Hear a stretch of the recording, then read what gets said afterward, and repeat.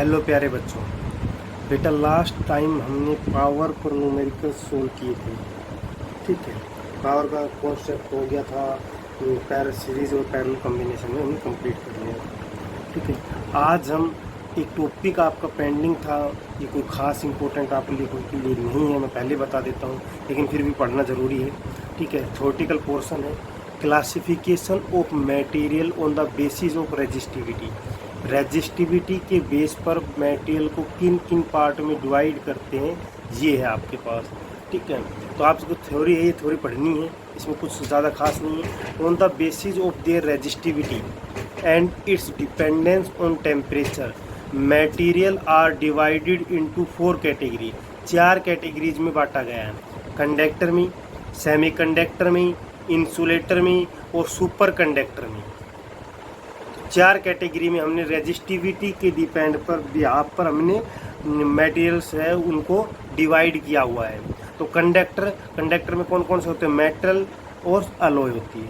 ठीक है, तो मेटल जो आपके पास कॉपर है, एल्यूमिनियम है, सिल्वर है, प्लेटिनम है, have a large number of free electron, जिनमें large number of free electron होता है और वो क्या करती है, स्मॉल रेजिस्टिविटी होती है। रेजिस्टिविटी की जो रेंज होती है कंडक्टर में, मेटल में, वो क्या होती है 10⁻⁻8 ओम मीटर टू 10⁻⁻6 ओम मीटर। देखिए 10⁻⁻8 है, इसका मतलब 1/10⁸ ओम मीटर हो गया बेटा, एक से भी कितना छोटा है। ठीक है, तो क्या है ये रेजिस्टिविटी की वैल्यू, कह रहा है कि जब कंडक्टर में हमारे पास फ्री नंबर ऑफ इलेक्ट्रॉन ज़्यादा होते हैं तो उस कारण से क्या होते हैं, हमारे पास स्मॉल रेजिस्टिविटी होती है with increase in the temperature. Okay. Alloy such as nichrome, manganese, resistivity is more than that metal से ज़्यादा होती है इनमें, मतलब अलॉय में मेटल से थोड़ी बहुत क्या है, ज़्यादा रेजिस्टिविटी होती है। But it increase slowly with temperature. क्या कह रहा है, बट इट इंक्रीज स्लोली, ये धीरे धीरे से इंक्रीज होती है with increase in temperature, that in case of metal. Okay, semiconductor में सिर्फ आपको ये याद रखना है कि ये रेंज क्या होती है। ठीक है, और रेजिस्टिविटी जो है वो कंडक्टर के लिए स्मॉल होती है, सबसे स्मॉल होती है। ठीक है, ये ध्यान रखना है, बस ये चीज़ें याद रखनी है, 1-2 पॉइंट है ये रखनी है याद, और कुछ नहीं करना है, ज़्यादा इंपॉर्टेंट नहीं है, पहले बता देता हूँ। ना तो इनका न्यूमेरिकल पोर्शन है ना कुछ और है, थ्योरेटिकल पोर्शन है। सेमीकंडक्टर में दीज पजेसिज फ्यू फ्री इलेक्ट्रॉन, इनमें बहुत कम मात्रा में हमारे पास इलेक्ट्रॉन होते हैं, फ्री इलेक्ट्रॉन, और ये क्या करते हैं, ग्रेटर रेजिस्टिविटी होती है। रेजिस्टिविटी होती क्या है, ये हमने रेजिस्टिविटी रेजिस्टेंस का टॉपिक पढ़ा था, उसमें रेजिस्टिविटी आई थी, और जो रेजिस्टिविटी आई थी उसको एक बार डेफिनेशन को आप अच्छे से पढ़ना, उस वीडियो को पहले देखना और उसके बाद ही रेजिस्टिविटी वाला ये टॉपिक उसके साथ साथ करना आपको। ठीक है, तो रेजिस्टिविटी क्या होती है, रेजिस्टिविटी प्रॉपर्टी होती है, ध्यान से सुनो, रेजिस्टिविटी प्रॉपर्टी होती है किसकी, रेजिस्टेंस की, जो रजिस्टर लगे हुए थे उसकी प्रॉपर्टी होती है। और रेजिस्टेंस क्या काम करते हैं, रेजिस्टेंस काम करते हैं, जो रजिस्टर लगे होते हैं वो क्या काम करते हैं बेटा, वो opposition of the electron, opposition of the current का काम करते हैं, ये पहले बता रखा आप लोगों को। तो रेजिस्टिविटी किसकी प्रॉपर्टी, रेजिस्टिविटी रजिस्टर की प्रॉपर्टी है।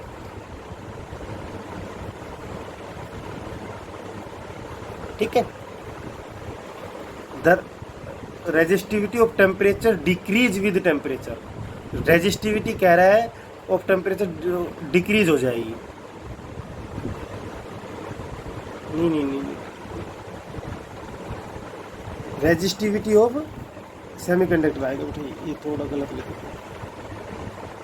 ये आएगा सेमीकंडक्टर। तो क्या कह रहा है कि resistivity of semiconductor decrease with temperature, alpha is negative, alpha negative, alpha है होता क्या है बेटा, अल्फा टेम्परेचर कोफिशिएंट होता है किसका, रेजिस्टिविटी का। सिलिकॉन और जर्मेनियम सेमीकंडक्टर के एग्जांपल। तो देखिए कंडक्टर में क्या था आपके पास, मेटल और अलॉय थी। ठीक है, मेटल में क्या था, large number of free electrons थे और उनकी रेजिस्टिविटी सबसे कम थी। सेमीकंडक्टर सिलिकॉन जर्मेनियम होते हैं, ठीक है, उनकी रेजिस्टिविटी हायर होती है, किससे? कम कंडक्टर से हायर होती है।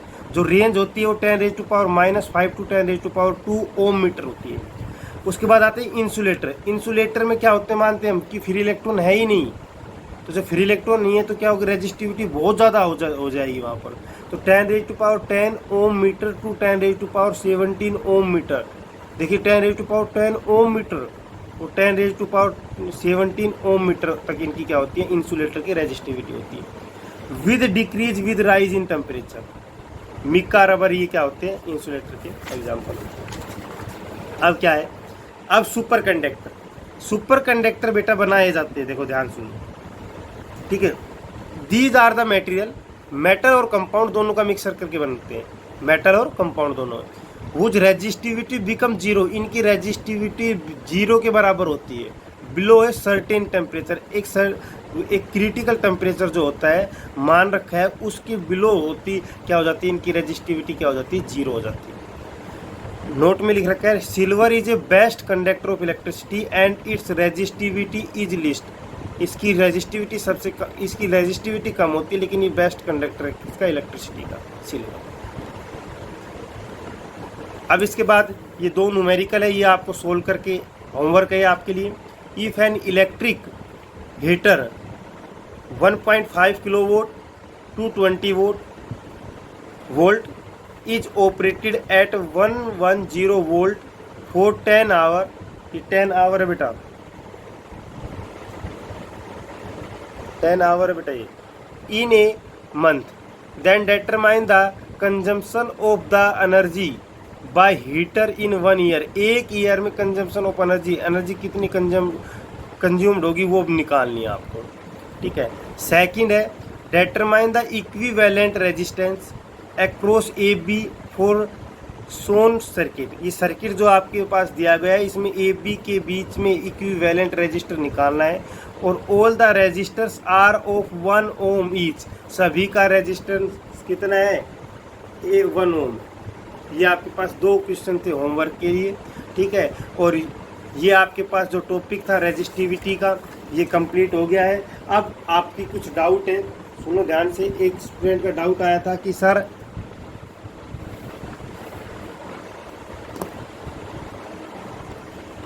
बेटा, स्टूडेंट का एक डाउट आया था कि सर जैसे हमारे पास कोई भी कंडक्टर है, ठीक है, मान लो ये मेरे पास एक वायर है, ठीक है, इसमें से करंट फ्लो कर रहा है, अगर मैं इस वायर को बेंड कर देता हूँ, अगर इस वायर को मैं बेंड कर देता हूँ, ठीक है, तो इस वायर पर जो अमाउंट ऑफ करंट है, अमाउंट ऑफ करंट जो है वो इंक्रीज होगा या डिक्रीज होगा या क्या इफेक्ट होगा। तो बेटा सुनो ध्यान से, अमाउंट ऑफ, जब करंट की बात आती है तो करंट की बात में हम सबसे पहले क्या देखते हैं, अपोजिट रेजिस्टेंस की बात करते हैं कि आपके पास अगर रेजिस्टेंस की वैल्यू इंक्रीज होगी डिक्रीज होगी, ठीक है, तो आपके पास क्या होगा, तभी आपके पास क्या होगा, करंट का अपोजिशन ज़्यादा होगा। लेकिन अमाउंट ऑफ करंट क्या था बेटा, अमाउंट ऑफ करंट की वैल्यू में हम बात करते हैं कि कितना चार्ज फ्लो कर रहा है कितने टाइम में, वो हमारे पास क्या कहलाता है, करंट कहलाता है, वो हमारे पास क्या कहलाता है, करंट कहलाता है। और आपने जो न्यूमेरिकल्स किए थे उसमें आपने जैसे मान लो कोई भी एक पॉइंट था, मैंने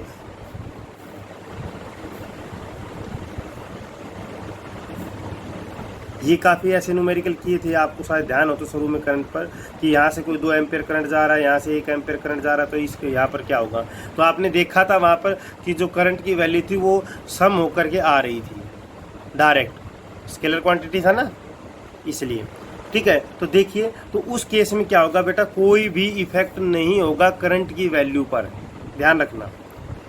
अगर आप बेंड करते हो तो आपके पास कोई भी अमाउंट ऑफ करंट पर कोई भी इफेक्ट नहीं होगा, जो करंट की वैल्यू थी वो सेम रहेगी, ठीक है। सेकंड क्वेश्चन क्या है, अगर देखिए बेटा ध्यान से, ये वायर है, ठीक है, इसमें से चार्ज फ्लो कर रहे हैं, हमें दिखाई नहीं दे रहे हैं, चार्ज फ्लो कर रहे हैं, ठीक है, चार्ज फ्लो कर रहे हैं। अगर मैं इस वायर को कट कर देता हूँ, अगर मान लो मैं इस वायर को, देखिए ये वायर है, ठीक है, इस वायर को मैं यहाँ बीच में से यहाँ से कट कर देता हूँ, और मान लो चार्ज यहाँ फ्लो कर रहे हैं, ठीक है, चार्ज फ्लो कर रहे हैं, मैंने यहाँ से इस वायर को कट कर दिया। तो कट करने के बाद, सुना ध्यान से बेटा, मोस्ट इम्पोर्टेंट क्वेश्चन है, कट करने के बाद जो चार्ज है वो मेरे हाथ में क्यों नहीं आई? क्वेश्चन आया समझ में कि आपके पास चार्ज फ्लो कर रहे हैं, ठीक है, जब आपके पास इलेक्ट्रॉन फ्लो कर रहे हैं यहाँ पर, ठीक है, इस वायर में कंप्लीट, मैंने बीच में से वायर को कट कर दिया, कट करने के बाद जो चार्ज है वो मेरे हाथ में क्यों नहीं आई? इसका रीज़न क्या है? तो सुनो ध्यान से बेटा, जैसे ही मैं इस वायर को कट करूँगा तो यहाँ पर जो पोटेंशियल की वैल्यू है कट करने पर, यहाँ पर पोटेंशियल की वैल्यू मैक्सिमम हो जाएगी। इस कारण जो चार्ज है वो क्रॉस नहीं कर पाएंगे इस मैक्सिमम पोटेंशियल को। तो ये रीज़न होता है कि जब चार्ज इसलिए हमारे हाथ में नहीं आते हैं, क्योंकि यहाँ पर मैक्सिमम पोटेंशियल डेवलप हो जाएगा और मैक्सिमम पोटेंशियल को क्रॉस नहीं कर पाते, पोटेंशियल बैरियर को क्रॉस नहीं कर पाएंगे चार्ज, ठीक है। अब सुनिए ध्यान से, थर्ड डाउट जो था वो क्या है कि आपके पास जो बेटा आप जो सर्किट होता है आपके पास, जो 220 वोल्ट की जो घरों में सप्लाई आती है, ठीक है, जो घर में आपके पास 220 वोल्ट की जो सप्लाई आती है उस पर डिस्कस कुछ क्वेश्चन करेंगे कि आपके पास जब आप टच करते हो किसी हाई पावर लाइन को जो 11 kV की होती है, ठीक है, 11 kV की जो लाइन होती है, तो आपको करंट ज़्यादा महसूस क्यों होता है, उस रीज़न को देखिए एक बार, ठीक है। अब सुनो ध्यान से, वो सारी बातें आज डिस्कस करेंगे हम। कह रहा है कि जब हमारा जो नर्वस सिस्टम होता है ना बेटा, ये टॉपिक है कौन सा, ह्यूमन बॉडी एंड इलेक्ट्रिसिटी, ये टॉपिक है आपका, ठीक है। इसमें से क्वेश्चन है कि आपके पास जो हमारा नर्वस सिस्टम होता है वो इलेक्ट्रिकल इन नेचर होता है और वो हाईली सेंसिटिव होता है एक्सटर्नल करंट से।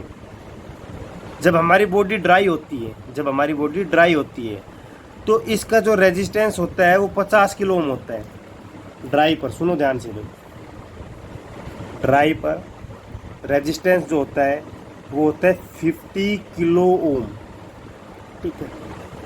और जब वेट होती है हमारी बॉडी तो 10 किलो ओम रेजिस्टेंस होता है कि जो हमारी जो बॉडी है, उस नर्वस सिस्टम है, उसका जो रेजिस्टेंस जब ड्राई होती है तो 50 किलो ओम होता है, जब वेट होती है तो 10 किलो ओम होता है, ठीक है। अब देखिए ओम लॉ से क्या निकालेंगे, ओम लॉ लगाइए, अप्लाई कीजिए, ओम्स लॉ यहाँ पर अप्लाई कीजिए, यहाँ पर अप्लाई करेंगे I = V/R, ठीक है। V की वैल्यू 220 वोल्ट है, 220 वोल्ट, R की वैल्यू 50 किलो ओम है, इसका मतलब 50,000 ओम हो गई या नहीं हो गई, 50,000 ओम हो गई। तो यहाँ से वैल्यू कितनी आई बेटा, यहाँ से जो वैल्यू आई वो 5 मिली एम्पियर आई, बहुत ही कम मात्रा में वैल्यू आई। और यहाँ से वैल्यू कितनी आई हमारे पास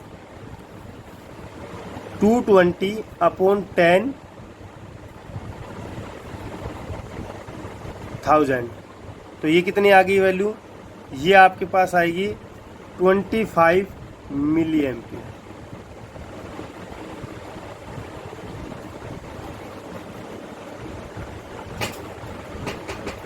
ट्वेंटी टू आएगी ना, हाँ 22 मिली एम्पियर आएगी, ठीक है। वेट बॉडी के कारण आई की जो वैल्यू आई ये आई है और ड्राई के कारण ये आई है, ठीक है। तो देखिए इसलिए हमें है ना बहुत कम मात्रा में जो शॉक है ना वो लगता है, शॉक जिसको आपको लगता है ना, जैसे करंट जब आपके पास वैल्यू आप कहते हो सर एक झटका सा लगा है, तो वो झटका इसलिए लगता है क्योंकि जो करंट की जो वैल्यू है ना आपके पास वो 5 मिली एम्पियर बहुत ही कम है, इसलिए वो आपको झटका लगता है, ठीक है। अब जब पर्सन किसी भी 11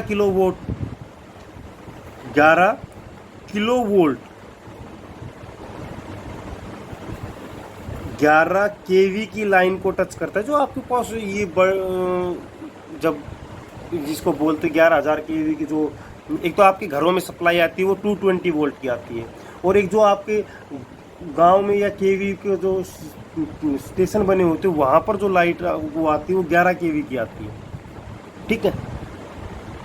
तो देखिए जब उसको टच करता है कोई भी पर्सन तो वहाँ पर करंट की वैल्यू निकालिए, तो आई क्या होगा वहाँ पर 11 केवी अपॉन 50 किलो ओम, ठीक है, ड्राइव के लिए। तो ये आ गया 0.22 एम्पियर, 0.22 एम्पियर। तो ये देखिए उससे काफ़ी ज़्यादा है, उससे काफ़ी ज़्यादा ना।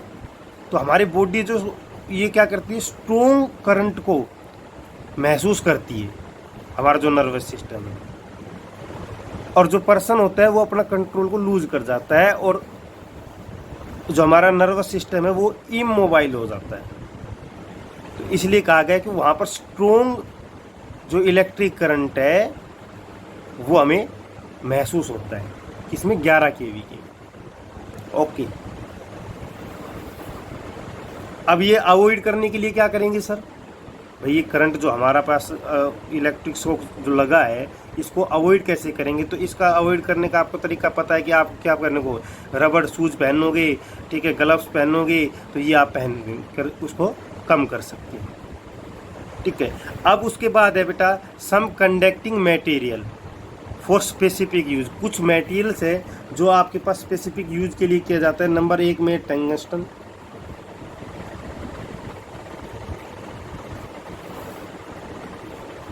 सेकंड में निक्रोम, ठीक है, थर्ड में मैग्नीन, फोर्थ में टिन, लेड एलॉय, और फिफ्थ में कॉपर एंड एल्यूमिनियम। ये आपके पास सम कंडक्टिंग मटेरियल जो स्पेसिफिक यूज के लिए यूज किए जाते हैं, ठीक है। कॉपर एल्यूमिनियम जो वायर अपने मोटर वगैरह में जो भी लगी होती है, फैन वगैरह में कॉपर एल्यूमिनियम की होती है। तो ये सारे यूज़ है। ये आप अगर आपके पास कोई बुक वगैरह हो तो उनमें एक एक लाइन का होगा क्या क्या यूज़ होते हैं वो पढ़ लेना, ठीक है। और यहाँ पर आपका जो चैप्टर है वो कंप्लीट होता है बेटा। ये जो नेक्स्ट वीडियो आएगी उसमें अगर आपके कोई डाउट है तो आप मुझे मैसेज कर दीजिए, वरना फिर नेक्स्ट जो वीडियो आएगी वो सेकंड चैप्टर शुरू करेंगे। कौन सा? Magnetic effect of the current, magnetic effect शुरू करेंगे, ठीक है। तो आपका कोई डाउट है तो आप बोल लीजिए, ठीक है। और सेकंड बेटा सुनिए ध्यान से कि आप एनसीईआरटी की जो बुक है आपके पास, आप उसको ओपन कीजिए आप, ठीक है। और उसमें जितने भी शॉर्ट है, वेरी शॉर्ट है या न्यूमेरिकल है, वो सभी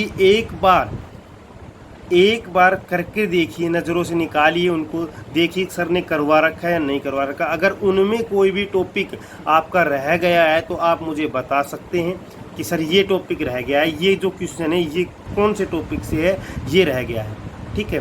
हालांकि आप जब करने बैठोगे, आपने अगर सारी वीडियोस देखी है तो आपका एक भी क्वेश्चन, मैंने अभी देखा है, एक भी क्वेश्चन ऐसा नहीं है जो आप नहीं कर सकते। फिर भी अगर किसी में आपको डाउट है तो आप मुझसे पूछ सकते हैं, ठीक है। थैंक यू बेटा। आज की वीडियो कोई इतनी खास नहीं भी थी क्योंकि ये बेसिक था और उसमें कुछ नहीं था आज के टॉपिक में, लेकिन ये टॉपिक करवाना ज़रूरी था। कई बार क्वेश्चन पूछे जा सकते हैं कि कोई कट कर दे, बेंड कर दिए तो क्या होगा, ये सारी चीज़ें। अब आपको कोई डाउट है तो आप पूछ सकते हैं, ठीक है। इसके बाद जो नेक्स्ट वीडियो आएगी बेटा, ये मैं बता देता हूँ, 101% सेकंड चैप्टर शुरू हो जाएगा। अगर आपके डाउट नहीं आए तो फिर सेकंड चैप्टर शुरू करेंगे। आप एनसीईआरटी की बुक में से सभी को सॉल्यूशन देख लीजिए एक बार, ऊपर से अगर कोई डाउट है तो आप मुझसे पूछ सकते हैं। बार बार मैं डाउट नहीं लूँगा। मैं जब सेकंड चैप्टर अगर मैंने शुरू कर दिया तो मैं सेकंड चैप्टर के जो टॉपिक करूँगा उन्हीं के डाउट लूँगा। ऐसा नहीं कि आपके बार बार डाउट लेता रहूँगा मैं, ठीक है। टॉपिक के साथ साथ ही डाउट क्लियर होंगे आपकी, वरना फिर आप बार बार मैं पीछे का उठा कर नहीं देखता हूँ। Thank you.